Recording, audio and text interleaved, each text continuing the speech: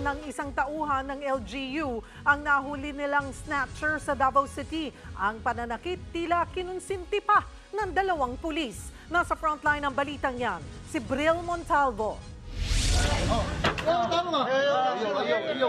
Nakaupo ang isang lalaki nang biglang sikmuraan ng tauhan ng police auxiliary sa istasyon ng pulis sa Barangay Buhangin, Davao City. May 2 pulis na nakakita sa panununtok. Ayon sa Davao City Police, snatcher ang sinuntok. Ang nanapak sa kanya, tauhan ng Public Safety and Security Office ng LGU. Iniimbestigahan ng pulisya ang insidente. Isinailalim din nila sa restricted custody ang 2 pulis Davao na nasa video.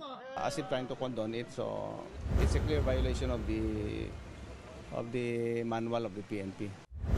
Depensa naman ng police auxiliary officer na unang nanuntok ang suspect. Aminado juga to, pero ang ginawa ko ay mali talaga.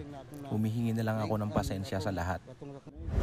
Sinuspindi na ang police auxiliary officer habang gumugulong ang investigasyon.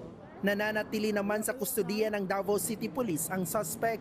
Meron siyang outstanding warrant sa paglabag sa Ecological Solid Waste Management Act. Nagbabalita mula sa Frontline, Bril Montalvo, News 5. Mga kapatid, Cheryl Cosimpo, huwag maging huli at maging una sa lahat sa balitaan. Para sa tuloy-tuloy na talakayan sa Frontline, mag-follow at mag-subscribe sa social media pages ng News 5.